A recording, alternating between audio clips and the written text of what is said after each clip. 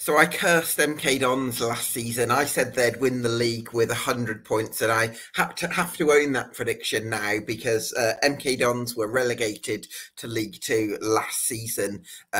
Incredibly disappointing campaign. All sorts of reasons for why things didn't work out. Poor recruitment being one of them. But can they rebuild in League Two?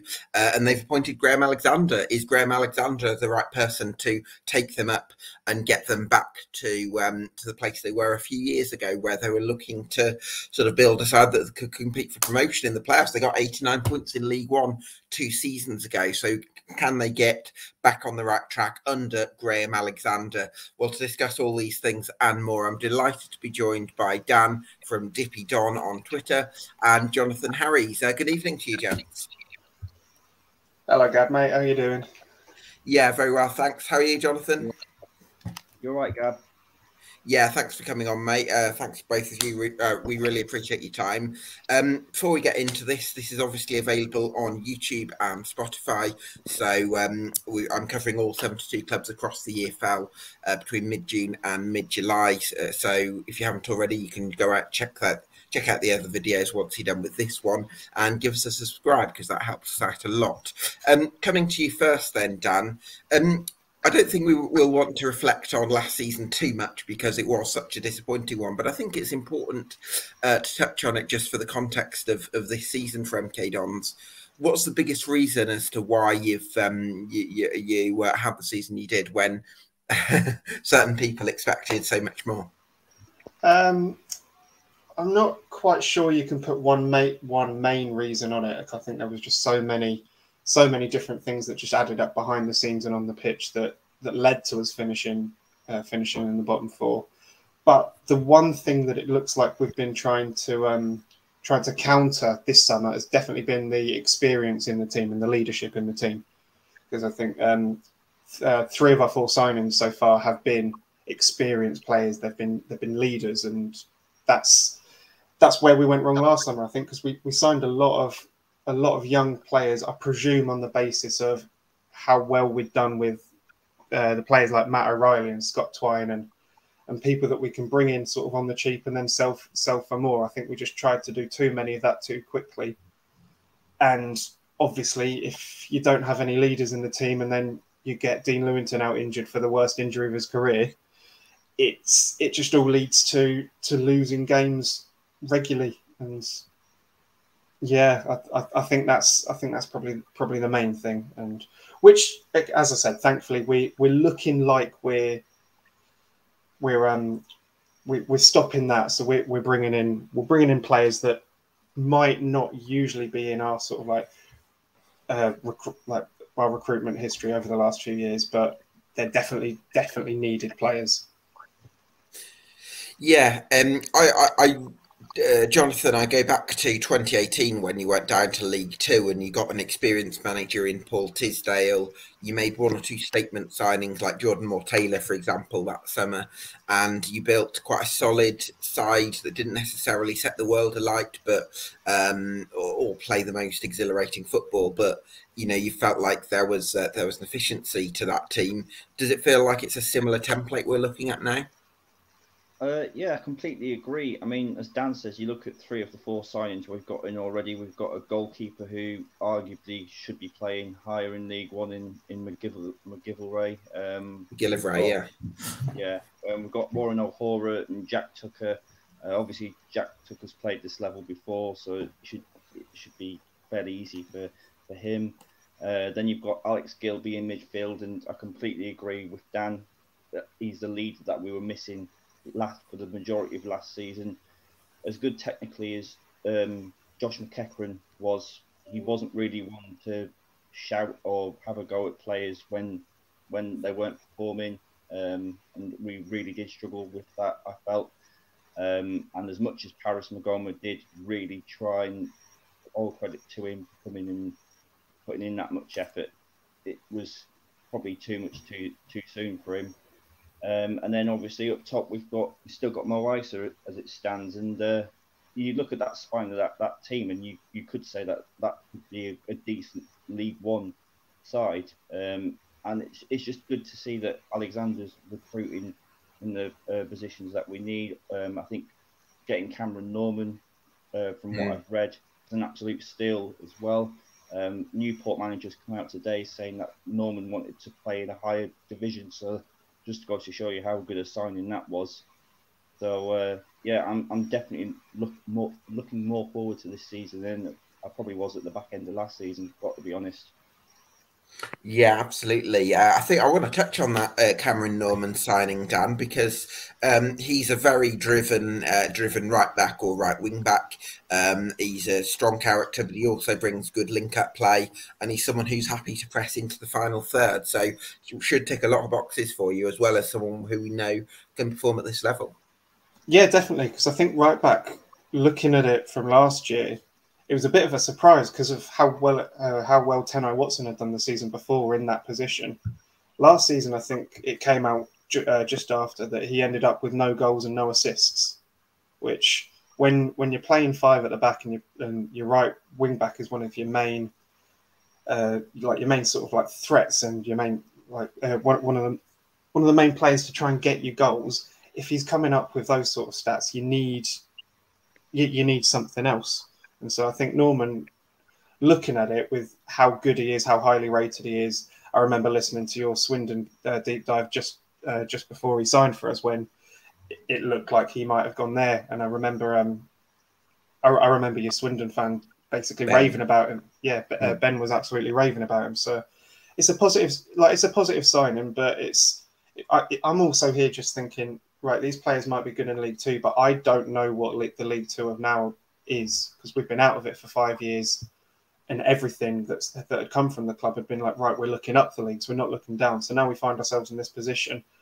I'm struggling to work out the sort of players we need, I guess, because it's just a completely different league to what it was 5 years ago when we were probably in Wrexham's position at the point of like, right, you should be bouncing straight back up. And we scraped over the line on the last day, didn't we? So Norman is a positive signing, and it's the sort of signings that we need to keep making. But yeah, like I can't say that I've seen him play. I don't really know too much about him, if I'm being perfectly honest. Yeah, of course, but I think the indications seem really positive. Jonathan, I suppose we've talked about the signing of Craig McGillivray, fantastic shot stopper, should be one of the best in the league at this level. And then Alex Gilby, I think, is a really good signing. This is someone who's spent a lot of his career playing in League One. This is someone who's won promotion from this level last season as well. He's someone who fans love as well from his previous time at MK Dons. That's a real statement early edition to get right at the start of the window, just to boost those season ticket sales. It really is, and to be honest, I was really surprised that he came back. I mean, I was just under the impression from what I was told from Stevenage fans that he was all set to move there, and then that came out of nowhere. And he's come out, I think, last week in the press conference, Alex Gilby, and said that he regrets moving from MK Dons to Charlton. He said he's done a lot of growing up in that time, which I find really interesting. He's obviously got two Player of the Year awards in 2 seasons, was it, Dan, when he was first here? I think it was, wasn't it? Yeah. Yes, yeah, it was. So it just shows how vital he was, just the leadership, the tenacity, the quality. And as you say, he's just a fan's favourite because it feels like he gets MK Dons, and our fan base are really good at sort of picking up on players that really care. I think Dan Harvey's another one that's a fan's favourite because you can see he leaves it all out on the pitch as well. And as you say, that first signing was a real statement signing, and you sort of thought, wow.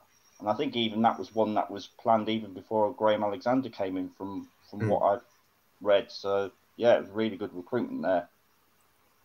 Yeah, absolutely. Dan, let's talk about Daniel Harvey that Jonathan mentioned there. Was he one of the shining lights last season? I don't really think any of them can be shining lights from what happened last season. But Dan Harvey's an interesting one because he does get quite while he's a fan favourite because of like his passion and how much he cares, he does also get a lot of stick because he's not really had much competition, and that's sort of shown in some of his performances. So this season is going to be really interesting because it looks like we're keeping Zach Jules, which for about 2 years we thought we might get rid of. So he can play centre back and left wing back, and we've also, I presume, we're going to promote Brooklyn Alunga up to a bit more of a first team player as well. Interesting. So with competition, if we can get the Dan Harvey of 2 years ago, he's definitely going to be one of the best left backs in the league. I will stand by that because he leaves everything on there. I think that there was quite a funny tweet of somebody put that said Dan Harvey would tackle his nan for 3 points or something like that. And yeah, that's the sort of player he is. Like when he's there, when he's on form, he's brilliant. He's your typical, yeah, I guess I could say it, like your typical Scottish defender. Like if you think about like a Scottish defender, you think I guess like he's gritty. He cares. He'll stick everything in. Yeah. I really like him. I also think that he could be one of the players that other teams would be interested in. And it's all well and good saying like we've probably got a team that's probably capable to do something in League One. But with that, because we're in League Two now, there's obviously going to be teams that are interested. So, yeah. That makes a lot of sense. I just hope whoever said he'd tackle his nan for 3 points isn't underestimating the standards of League Two. The competition might be a bit stronger than that. I would maybe suggest. Talk to me about Mo Isa, Jonathan, because this is someone who scored 23 goals, I think it was, for Cheltenham Town at this level 5 years ago. He's since gone higher up the leagues. He got the move to Bristol City. Things didn't quite go as he might have hoped. And I think for MK Dons, there's definitely at times, I felt last season he kind of had to create things on his own because you had so many issues with the midfield. Are you maybe hoping that with better creativity for him, he could flourish and maybe try and hit those 20-goal marks again? Well, I'm hoping this pre-season that Mo Isa and Jonathan Lecco have a lot of one-to-one sort of training, because there were a lot of times when Lecco joined in January where where Mo would be in a really good position in the box, and Lecco, well, you know, Lecco being a blue nose, that he sometimes was a bit selfish, and sometimes it worked and sometimes it didn't. So I'm sort of hoping you're right that the creativity from Lecco, from Dan Kemp, if he gets his chance, as well, Matt Smith. Because I definitely think there's players in there that can feed Mo the service that he craves, which is obviously the ball in behind, where he's so successful. Last season, it didn't quite happen for him some games when he was one-on-one. I can think back to Shrewsbury and Exeter at home, where either the keeper saved it or he just missed it. And you've got to remember that he didn't start the season because he had that injury from the back end of the last season. I think he picked up, was it ACL over the Easter, and then I don't think he came back into the squad until December, or maybe just before December. So he did well. He still ended up our top goal scorer last season, and our fan base are a little bit critical of him at times because he can be wasteful, or it doesn't seem like he's trying. But I think Dan and I both agree that we love Mo Isa, and if you give him the service, then I can guarantee you he'll get 15 to 20 goals in this league this season. The thing with our fan base about strikers, just quickly jumping in on this point, is it does seem that the wider fan base, they overvalue strength and physicality, which there's a case with Matt Dennis, who we signed signed last summer. He was sort of forced to play more games than he probably wanted to at the start because of Mo's injury, and because he puts himself about a little bit, he gets the plaudits. Like, even though he doesn't score very many goals, Mo Isa is probably one of the weakest strikers that I've seen us have, because he gets knocked off the ball so easily. But he's also one of the best finishers as well. And it's like John said, when he's played through one-on-one, I think there's a goal a couple of years ago against Rotherham, which is the perfect example of this. He gets through one-on-one. He can finish first time, second time, no matter what. And he's one of the best finishers. But because he's so weak, he does get slated quite a lot from the fans because he just gets muscled off the ball. He's very, very offside prone as well, Mo Issa. But then he's also probably our most valuable player at the moment, and there's League One clubs after him. So we've spent 2-3 minutes talking about Mo Issa. If I'm being perfectly honest, he's probably not going to be here come the first game of the season. Yeah, it would be interesting to see what happens if Mo Issa goes. Jonathan, are we looking at MK Dons needing to bring in a couple of strikers then? Yes, definitely. I think we definitely need a backup striker for Mo Issa, because I think it'd be unfair to have Max Dean and Matt Dennis sort of being the backup. I think as good as in the short sort of time that Max Dean's been in, and he's got the tenacity and he's got the fight and the passion, and he's got real good things about him. I don't think having him as a backup to Mo this season, particularly with ambitions of promotion, is the way to go. I think I'd hope that Alexander brings in at least one more permanent striker, and maybe a loan. I'm sort of thinking a sort of more physical. I would have said someone like Coyote, but that really did not work out last season. And but sort of the strength, sort of like the sort of physical striker, maybe could play alongside Mo in some games. Just someone to push Mo Issa really, because I think the best I've seen Mo Issa was when we had Max Waters in the team as well, and I think they both sort of dovetailed. I think Max played a game, Mo played a game, and you really saw the best of Mo Issa when he knew he had competition that would come off the bench and get goals. So I know every club in the Football League wants that striker, so it's going to be difficult, and we're probably going to have to spend money to get it, but I definitely think we're going to need at least one more striker, if not two. In the meantime, Dan, is there an opportunity for maybe Matt Dennis and certainly Max Dean to show what they can do in pre-season? There's definitely an opportunity, yeah, because I think at the moment, with selling Grigg, one of them two, as it stands, is going to be our backup striker.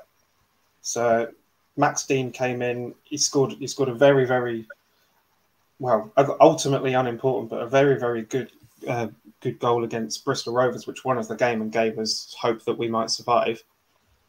And whenever he's played, he's really, really looked good. But he came in as a Mark Jackson signing from Leeds, where Mark Jackson was like the academy manager and then coach. So for him, it's the first time that he's sort of away from his hometown club without his manager, if you get what I mean. And then with Matt Dennis, for me, the jury really is out, because if he couldn't really get in the Sutton side when Sutton weren't necessarily doing the best of their season, we've got ambitions. We really should be looking top 7, top 3. So is that the sort of person that we need there as a backup for Mo Issa, who gets about maybe 30 games a season? Like he plays about 2/3 of the season because of his injury record. So it's an interesting one. I think we definitely need one more. There's a rumor from somewhere that maybe Jordan Rhodes is coming in on loan, which I'd be very, very surprised at. And it's not from an account that has got much in the past. Like, so we're still sort of like, again, jury's out on that. Whether it's if that's the sort of Scottish connection with Graham Alexander, I don't know. Yeah, possibly. I'm just not sure. I think for now there's definitely an opportunity for them to impress, but I would still think that we would be looking for a replacement for Grigg to start with, to just bring up the numbers of first team quality players. And then if we lose Issa again, that's another striker that we definitely need, and that's a prolific striker that we need, a first choice 20 goal a season striker. Yeah, absolutely. Well, hopefully you can start the season with the required quality. I want to talk to you, Jonathan, about the new Irish lads, Dawson Devoy and Dara Burns. I think it's probably fair to say Devoy showed maybe more flashes of quality last season or promise than Burns. But one thing I'm really keen to talk to you about is they signed in the summer. Last summer, when in Ireland the leagues are done via the calendar year rather than the academic year, if that makes sense. So you're kind of signing them both in season rather than during the summer. So they've actually not really had much of a rest period. So I'm wondering, seeing as they're dropping down a level as well, and they've now had a rest, is there the opportunity or the possibility that Dara Burns and Dawson Devoy actually become real, some of the better players in the league? Well, Dawson Devoy, I think it potentially could be a real good season for Devoy. As you said, there was moments that he showed his qualities. He's got a bit of tenacity about him. He doesn't shirk a challenge. He's committed.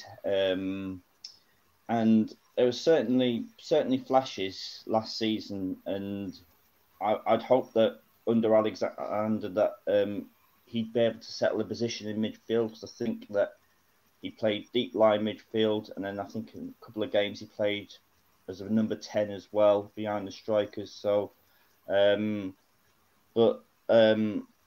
I think Devoy out the two of them is probably the one that's going to get the majority of the game time. I think Dara Burns might struggle, particularly if Jonathan Lecco stays. I think Lecco could be our Chuck Sanike of League Two, like the last time we were down, just someone to beat the low block and take on a few players, maybe score the odd worldie and like assist and things like that. But I think if Dara Burns beefs up a bit and gets more sort of upper body strength, I think he can be a real key asset for this season coming up. And I think Connor Grant, I think this could be a big season for Connor Grant as well, especially if he continues back end of his form from last season, where Matt Jackson gave him a run of games, and he's got that quality to find himself in real good positions. And you sort of watching and thinking, how did you get there? And sort of, if he can work on his final bit, I think he could be a key player going forward for next season as well. It's really interesting you mentioned Connor Grant there, Jonathan, because I felt at Rochdale he was actually a bit of a final ball player, where he'd be quite quiet for large periods of games, and then he'd have this knack of popping up in those little pockets of space, and then because he's got a really good left foot and a really good eye for a pass, he'd pick out a through ball for someone quick to run on the end of it.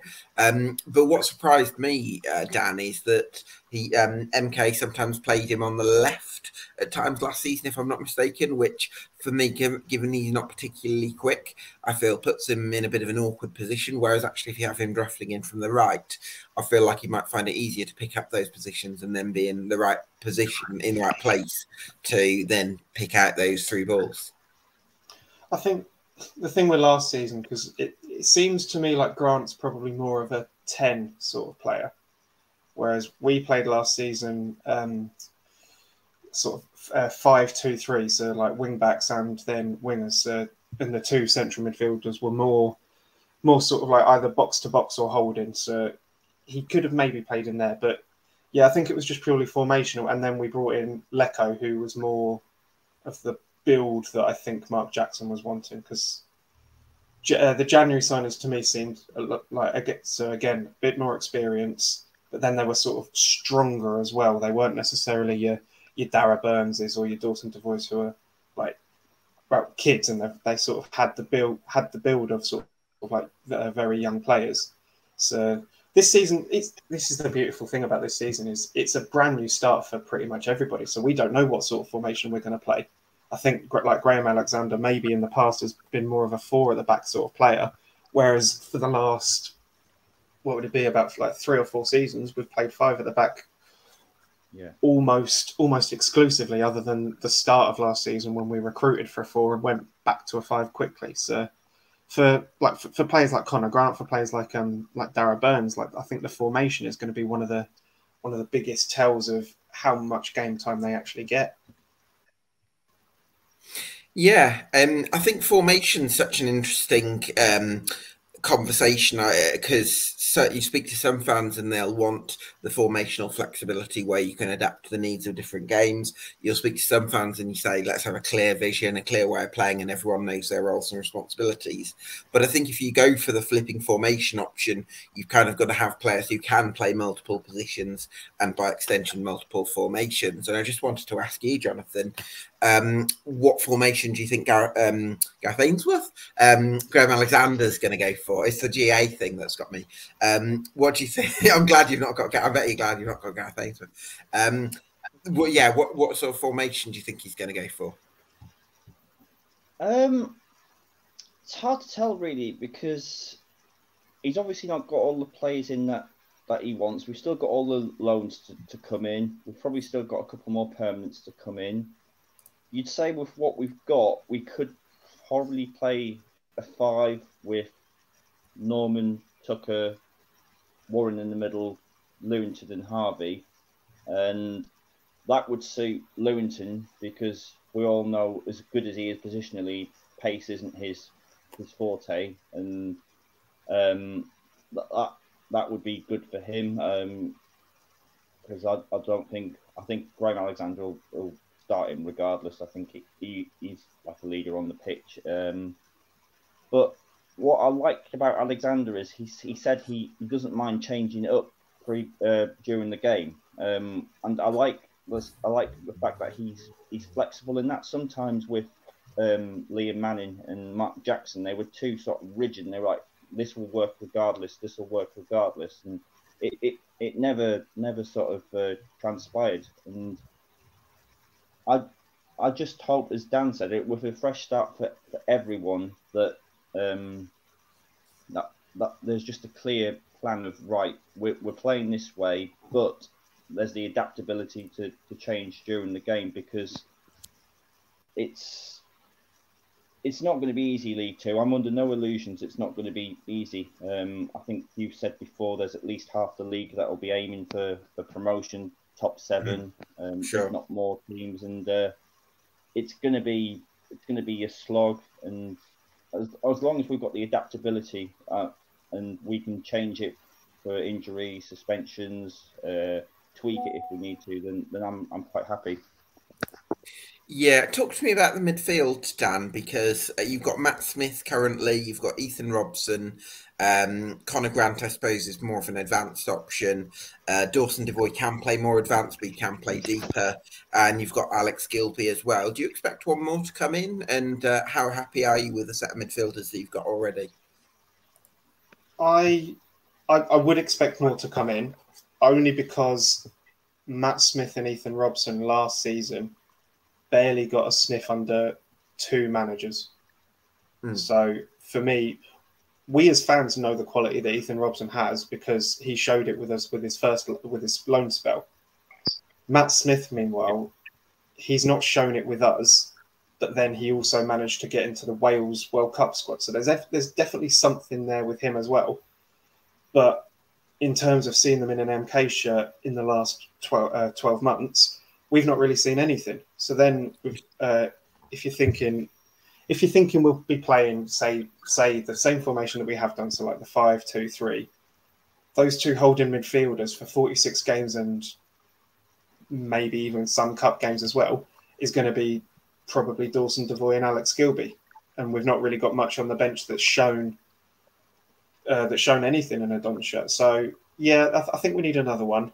I think it's a big year for Matt Smith. I think if he doesn't manage to sort of show Alexander what he can do, and then show the fans what he can do, and show the league what he can do, he's probably going to end up League Two again next year, maybe even National League, because that's what it will be 2.5 years by the end of this season, and that's probably his contract. So if he doesn't show anything, he's released, and then where is he? So yeah, no, I'd expect another one in midfield. I think, just talking of sort of transfers as well, I think I'd expect maybe another centre back as well, if we play 5 at the back, especially because I think we've got 4 there currently, with one young player that's just been given a first team contract for the first time, probably going out on loan. yeah, the same sort of thing in central midfield. We've got 4 players for maybe 2, maybe 3 spots, and in all honesty, I think the quality in central midfield worries me the most. Interesting. Even though we've got Gilby, like Gilby is one of the probably one of the best players in this team, going off of what I know of him. But then after that, it's you're looking at, say, Dawson Devoy, who maybe struggled to show much last year, and then the players that didn't really get much game time. So that's probably my main worry. If I'm just cut a long story short, central midfield is my biggest worry for the team. Yeah, well, hopefully you can find the right additions. I want to bring it on to a broader conversation now, Jonathan, about, I suppose, style at MK Dons, because for a long time under Russ Martin, there was this mantra of trust the process and a little bit, focus on the root rather than the fruit, and keep doing the right things, and eventually you'll get there and perfect Plan A, and Plan B is make Plan A better, and all these kind of things. And I think because of the mess that happened in the year following the one that actually came directly after Russ Martin departed, it feels like the club's kind of gone back to the sort of the basics and possibly a more pragmatic outlook rather than that sort of process-driven philosophy, if you want to call it that. How do you feel about that as an MK Dons fan? Do you welcome the introduction of a bit of pragmatism for where you are right now, or do you actually feel like you miss the idea of having a sort of a vision and an identity that you can really build towards? I think for this season, I think being pragmatic is something that we're going to have to do if we want the ultimate aim of promotion. I mean, you look at the sides that got promoted last season, Stevenage and Northampton. It wasn't, without disrespecting them, it wasn't pretty football at times, but it was pragmatic, it was effective, it got them over the line, and that's what we need this season, and that's what the fan base need to remember, that it might not be pretty. We have to go to places and like say Grimsby, for example, or Barrow, and come back with the points, and even if it means winning ugly this season, I genuinely don't mind. Obviously, there's always going to be the MK way that Pete Winkelman aspires to, and we won't be able to do it on some of these League Two pitches, especially in the winter. I just hope that that it's just for this season that we're pragmatic, and maybe if we get promoted this time next season, maybe then we can sort of be more because I don't think you can play pretty football too much in League Two. You might disagree. Forest Green did it. For Alexandra did it. Swindon have done it. There's been teams that have won the title at this level or been very successful and played good football. Yeah. I see where you're coming from. I just feel that the majority.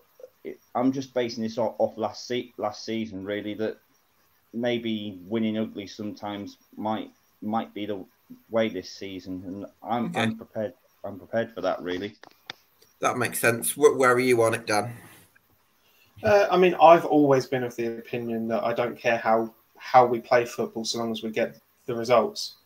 But then it does get to a stage, like I'm not necessarily one that agrees with this, but when we went up last time under Paul Tisdale, the football wasn't the prettiest. At times it was downright ugly football, but it was effective up until a point. And I think that's the thing with us. It's like this season it will be get out at any cost. Basically, that will be our aim.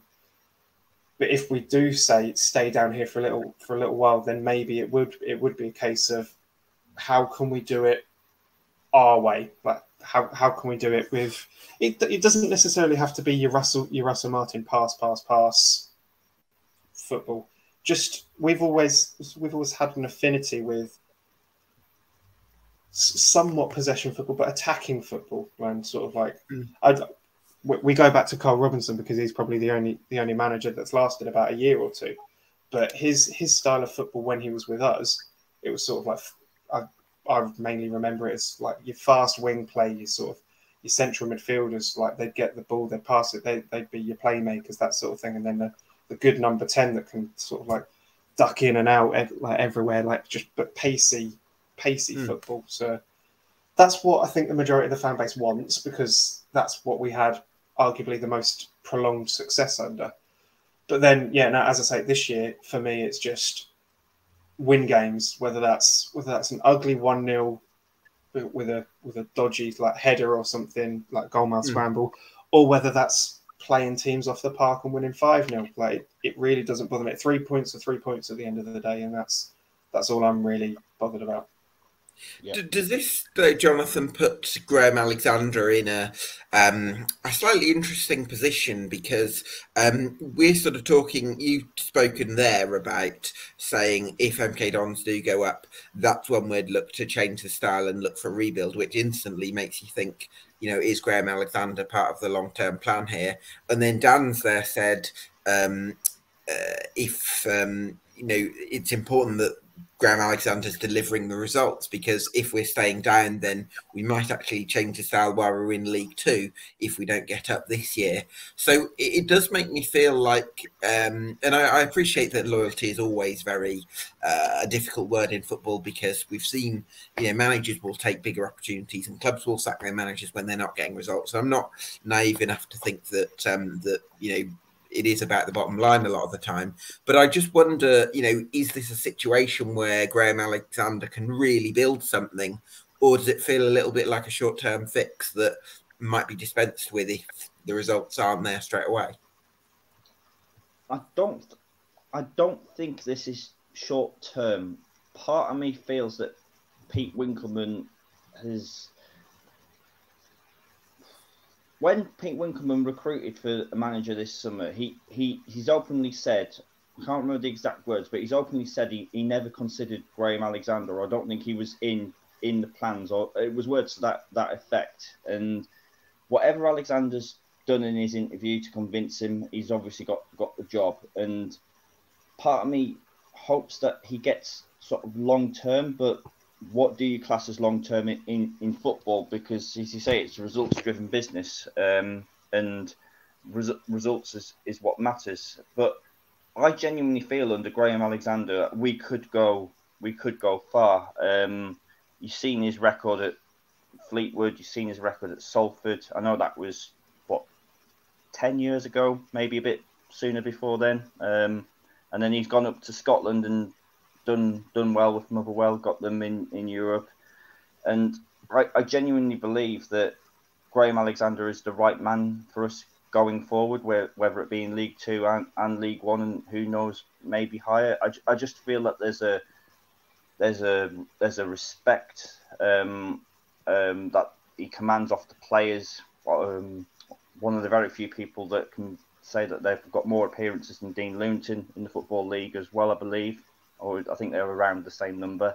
And that's what I think we've been missing the past couple of, probably since Russell Martin, we've missed managers that command respect of players. I think maybe players will walk in a bit over Liam Manning, definitely sort of Mark Jackson. I know Liam Manning's moved to Oxford, but I just don't feel Liam Manning had that sort of, had it in him to, how can I say, to tell players what he really thought of them, to have a go at them if they're not performing. Whereas I think Alexander is that sort of person that we need now to say to players, look, you got yourself in this position. Now it's time to prove to yourself and the fans that you can, like you're much better than this. And I've just got a real good feeling about Graham Alexander, and I know Dan does as well.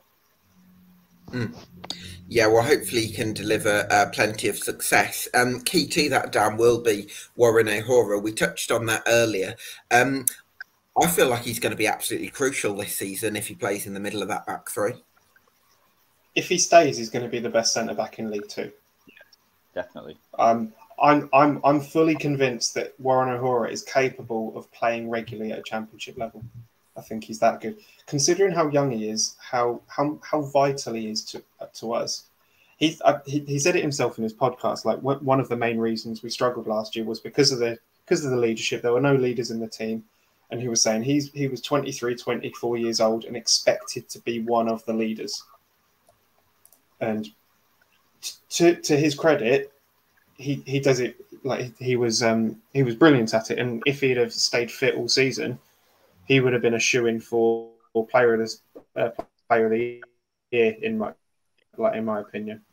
So he is vital. But again, like we were saying about Mo Isa, he's going to be one of the ones that other clubs are looking at, thinking they're in League Two now. We could probably get him, and I think he's only got 1 year left on his deal, so might go cheaper. But if he stays, and on the proviso that at this moment in time he is staying, yeah, he's going to be easily one of the, if not the best central defender in League Two. He's that good, like in my opinion. Yeah, definitely. Yeah, well, hopefully him and Isa can stay on, because I think that could be really important to MK.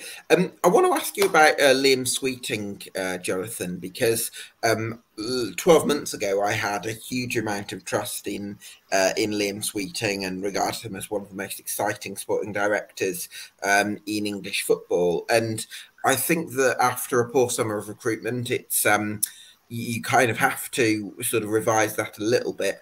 There's obviously mixed opinions on how much the poor recruitment had to do with Liam Manning, how much it had to do with Liam Sweeting.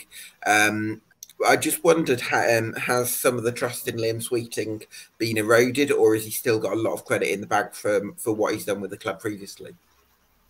For me personally, he's got credit in the bank. I mean, he came in and then in the COVID season, we were getting players like Scott Fraser, Cameron Jerome, Andrew Sermon, and that was in the COVID season. Then he had a brilliant knack of losing players and replacing them with either better or similar quality. We sold Richard Keogh, or we went to Ipswich, got Harry Darling in. We know how that went. We know how good Harry Darling was. We got Warren O'Hara permanently, literally, I think, 6 months after he joined on loan. Matt O'Reilly, what a midfielder he was. We lost Scott Fraser. We got Scott Twine. We all know what happened that season with Scott Twine. It was just a phenomenal season. So for me, he's got plenty of credit in the bank. Of course, he's going to have transfers that don't work out. You think of the loans last season, Oyegoke, Coyote didn't work out, and it's not always going to be plain sailing. And I agree. The blame solely can't be on Liam Sweeting, because at the end of the day, I believe that the management had an input on players as well, whether it be Mark Jackson, Liam Manning, and Graham Alexander said it himself that it's not just Liam Sweeting that recruits. It's a three-way process with obviously Pete Winkelman agreeing to the transfers as well. So as long as they collectively know what they're going for, I think this summer, I think Liam Sweeting will prove that he can get the players in. And for me, he's got more than enough credit in the bank. Yeah, well, hopefully he can be a key part of the club's attempts to rebuild. I've got two questions then. One that's a more optimistic question and one that's a more cautious one. So I'm going to ask you, which do you think is the more optimistic MK fan? Probably Johnny, if I'm honest. Okay. All right. We'll go to you then, Jonathan. What will be when I make my 1 to 24 predictions in a few weeks? Hopefully, I pick MK Dons to go down as a positive charm. But what would be the reason for me to be really optimistic about MK Dons and say, yeah, they could really finish in the top 3 this season? Keeping the spine of our team. If it's there at the start of the season, I don't think there's many stronger spines in League Two. Obviously, the caveat that I genuinely think League Two is the hardest to call out of all 3 divisions. I honestly do, and I'm under no illusions of that. You've got the 2, obviously got Wrexham and Notts County, who I believe will be up there. Gillingham, Doncaster, Bradford are going to be up there. Salford, Mansfield. several It's like the clubs that SpongeBob SquarePants list meme, isn't it? Where it's like you write the list and it goes over his head. absolutely. I think Graham Alexander is going to be a huge reason why we go up. I think he knows this league. He knows how to get out this league. He knows what it takes. He knows it's a marathon rather than a sprint. I think players like, I genuinely think Dan Kemp could have a really good season if he can carry on the form he had at Hartlepool. I genuinely think Dan Kemp crazy the form he found there, wasn't it? It was, and I was expecting him to do well, but I wasn't expecting him to do that well. And if we can have that Dan Kemp for all of this season, then we've got a heck of a player on our hands. And I just feel so positive about going into this season with the management, with the players we've signed so far, and everything just seems. It feels like it doesn't quite feel like it did under Russell Martin before he left with all the players that he signed, but it's sort of going in that direction, if you know what I mean. Yeah, well, hopefully that's the case. Dan, I'm going to give you the more cautious question, which is, what would be the reason to think that it could be a tricky season for MK Dons and you don't quite live up to expectation? The hangover from last year, maybe, because while we have got the quality of players that really should do very well in this league, they also should have done well in League One last year, and we've not, like, we've lost a few of them, but as Johnny said, we have got the sparring that is still there from last season. So if they can, if Graham Alexander can come and sort of like basically kick them into gear, excellent. Like they really should be excellent. If not, then it would probably be a similar case to last year, where we really do not finish as high as we want to.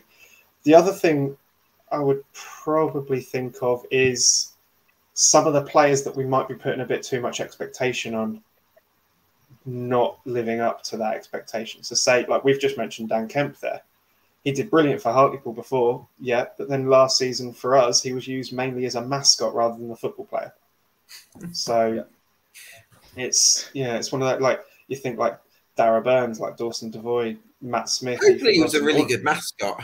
Oh yeah, no, he was great. He was the face of our pre-season tour, and he then ended up coming to quite a few games, sat with the club's media team, but he just never got on the pitch, and then he disappeared. Went to Hartlepool and did well. So maybe it was the costume. He didn't feel like he could get on the pitch. I've been in that costume. I don't blame him. Like a giraffe warming up on the sidelines. Yeah, but yeah, no, I think that would be a big reason. And then obviously you've got all the teams.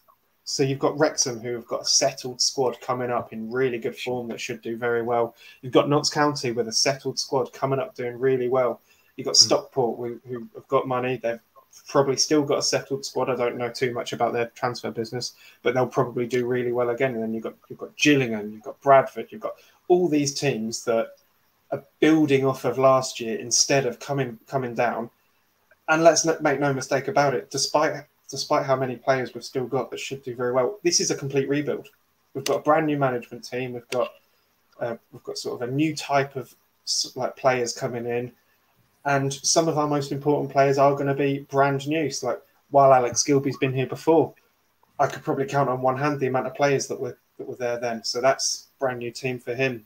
Craig McGillivray should be very, very important. But again, like who does he know in that squad to start with? He's got Gilby, and he's got Nathan Harness. Like, so it's and you'll probably know Lecco as well. He might know Lecco, but like my point is more we are rebuilding. Like, we are rebuilding at this point. And while we did that last time in League Two, this isn't 18-19. This is a completely different beast of a league. Yeah, I think the competition is going to be so much stronger than it was 4 years ago, certainly. Well, listen, gents, it's been such a pleasure to chat about MK Dons with you this evening. Thank you so much for your time. We really do appreciate it. Thanks to you for watching at home. If you're watching this on YouTube or on Spotify, give us a subscribe because that would help us out a lot. This has been EFL Debate, the MK Dons Summer Deep Dive with Jonathan Harries and Dan from Dippy Don. And we'll see you again very soon.